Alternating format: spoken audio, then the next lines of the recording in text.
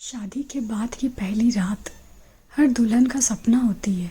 सजे हुए कमरे की खुशबू, फूलों की महक और दिल में ढेरों अरमान। लेकिन उस रात इस घर में कुछ ऐसा हुआ जिसने सभी को सोचने पर मजबूर कर दिया। बहू अकेली कमरे में बैठी थी, चेहरा सज धज कर तैयार, मगर आंखों में हल्का डर और बेचैनी। अचानक दरवाज़ा धीरे से खुला। बहू का दिल धड़क उठा।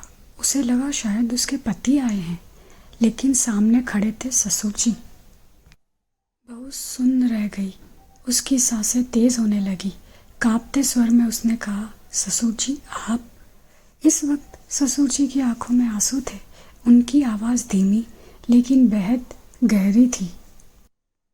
उन्होंने कहा, बिटिया मुझे पता है कि आज तुम्हारे लिए सब कुछ नया है। नया घर, नए लोग, नए रिश्ते और ढेरों उम्मीदें।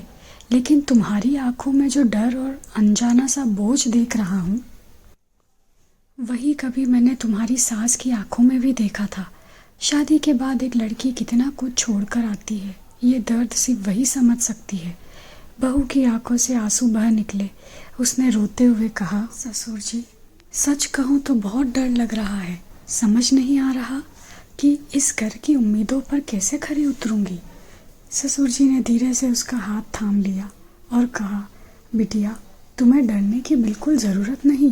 बहू इस घर की सिर्फ जिम्मेदारी नहीं होती, बहू इस घर की बेटी होती है।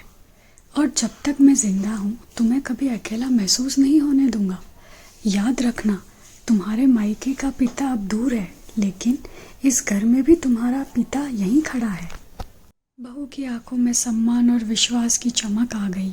उस रात जिसे लोग सिर्फ खुशियों और सपनों की रात कहते हैं, उसी रात एक नया रिश्ता जन्मा। ससुर और बहू के बीच भरोसे, इज्जत और अपनापन का।